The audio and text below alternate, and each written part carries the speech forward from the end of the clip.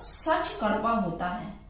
आज का सच स्त्री पुरुष के उस संबंध पर आधारित है जो कि जीवन में सबसे अधिक आत्मीय होता है। इस संबंध को आप जीवन साथी, मैरिड लाइफ या फिर दाम्पत्य जीवन का नाम भी दे सकते हैं।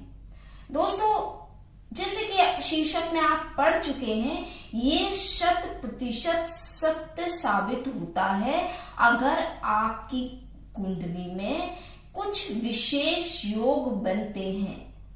दोस्तों, सच कड़वा होता है, लेकिन हमें उम्मीद है कि आप इस सच को समझने और सुनने की क्षमता अवश्य रखते हैं। अगर आज के सच को आप जानना चाहते हैं तो वीडियो को अंत तक जरूर देखते रहें।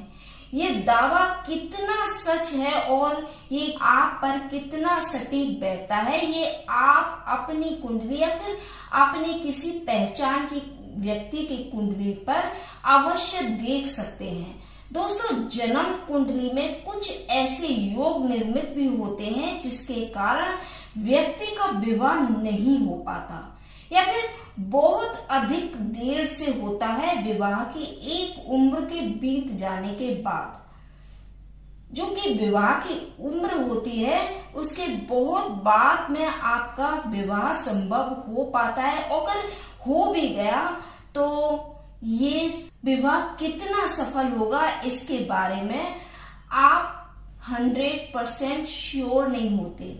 आज हम आपको ज्योतिष के कुछ साधारण से नियम बताएंगे जो कि किसी ज्योतिषी के लिए, प्रचंड विद्वान के लिए नहीं बल्कि आम जनमानस के लिए है। अगर आपकी कुंडली में विवाह का सुख नहीं है, अगर आपका विवाह नहीं हो पा रहा, तो फिर चाहे वो सुख शारीरिक हो या फिर मानसिक सुख हो या फिर आर्थिक सुख, क्योंकि अगर आपका विवाह हो भी जाता है तो कई ऐसे कारण निर्मित हो जाते हैं कि आपके विवाह, आपके दाम्पत्य जीवन में परेशानियों का अनुभव होता है। फिर चाहे वो पैसे को लेकर हो या फिर कोई अन्य कारण हो। कई बार ऐसा होता है कि मैरिड लाइफ में किसी दूसरे व्यक्ति के आने के कारण भी ये संकट अधिक गहरा हो जाता है। और ये नियम दुनिया की किसी भी स्त्री पुरुष पर समान रूप से लागू होता है, चाहे ये योग के कारण विवाह नहीं हो पा रहा हो या फिर देरी हो। वैवाहिक जीवन में उथल पुथल तो मची ही रहती है, चाहे वह शारीरिक स्तर पर, मानसिक या फिर आर्थिक स्तर पर हो, या फिर अगर ऐसे व्यक्ति का आमतौर पर तलाक भी हो सकता है। लेकिन या फिर कई बार ऐसी स्थितियां उत्पन्न होती हैं कि परिवार का दबाव हो या फिर बच्चों की वजह से साथ में तो रहते हैं लेकिन वो सुख नहीं मिल पाता जो कि एक पति पत्नी के जीवन को आनंदित करता है, क्योंकि नियति ही कुछ ऐसी होती है। ये योग जानने के लिए आपको ज्योतिष का विद्वान होने की आवश्यकता नहीं होती। बस अपनी या फिर अपनी किसी पहचान की जिसकी आप देखना चाहते हैं उसकी कुंडली को उठाइए और आप खुद इसका परीक्षण कर सकते हैं। उदाहरण के लिए हम एक कुंडली लेते हैं जो कि जिसके के 7वें भाव में, जो कि स्त्री के लिए पुरुष का या फिर पुरुष के लिए स्त्री का भाव कहलाता है। शुरुआत हम करते हैं सूर्य से। अगर यहाँ पर 5 अंक लिखा है तो इसका स्वामी सूर्य होता है, और अगर सूर्य आपके 6, 8वें या फिर 12वें भाव में स्थित होता है तो आपके साथ ये समस्याएं अवश्य होंगी। इसके अलावा अगर 7वें भाव पर 4 अंक लिखा होता है तो ये कर्क राशि की कुंडली होती है और इसका स्वामी चंद्रमा होता है। और चंद्रमा यदि 6, 8वें या फिर 12वें भाव में स्थित हो, जो हमने आपको पहले समस्याएं बताई हैं उसमें से कोई ना कोई समस्या आपके जीवन में अवश्य होगी। इसके अलावा अगर यहाँ पर 1 या फिर 8 अंक लिखा है तो इसका स्वामी मंगल होता है।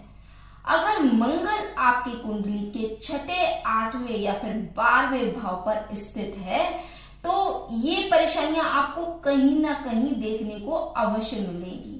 अगर 7वें भाव में 2 या फिर 7 अंक लिखा है तो इसका स्वामी शुक्र है। शुक्र यदि ऐसे में यहाँ या फिर 12वें स्थान पर है तो ये कुंडली में बताई गई परेशानियां आपको अवश्य देखने को मिलेंगी। इसके अलावा अगर यहाँ पर 3 या फिर 6 अंक लिखा है तो उसका स्वामी बुध होता है।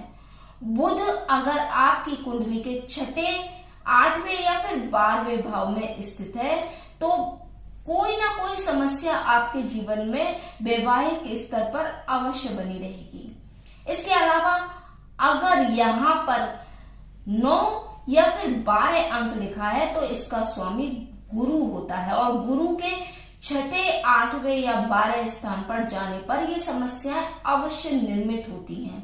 फिर हम आते हैं शनि पर। अगर आपके 7वें भाव में 10 या 11 अंक है तो आपके वैवाहिक जीवन का स्वामी शनि है और शनि आपके 6, 8वें या फिर 12वें स्थान पर है तो फिर आपको वैवाहिक संबंध से उत्पन्न ये समस्याएं आपको अवश्य उत्पन्न होंगी।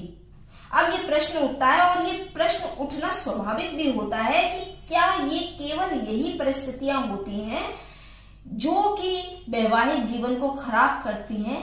क्या कोई ग्रह की शुभ दृष्टि इस स्थिति को उलट कर इस बुरी स्थिति का काट नहीं कर सकती? तो दोस्तों, दृष्टि का प्रभाव अवश्य पड़ता है, लेकिन ग्रह अपना प्रभाव भी अवश्य देते हैं। अगर वह बुरी स्थिति में है तो उसका प्रभाव आपको अवश्य मिलेगा। हाँ, अगर दृष्टि शुभ है तो उसके बुरे प्रभावों में कुछ कमियां अवश्य आ जाती हैं, या फिर अशुभ दृष्टि है तो वो उसके प्रभाव को और अधिक विकराल बना सकती है। लेकिन जहां समस्या होती है तो वहां पर समाधान भी अवश्य होता है। उस समाधान के बारे में भी हम आगे की वीडियो में आपसे चर्चा करेंगे। दोस्तों, वीडियो को अंत तक देखने के लिए आपका बहुत बहुत शुक्रिया। आप हमारे चैनल को सब्सक्राइब कीजिए और इसी तरीके की ज्योतिष से संबंधित अनेक जानकारियां आपको इस चैनल पर प्राप्त होंगी। वीडियो देखने के लिए आपका बहुत बहुत धन्यवाद।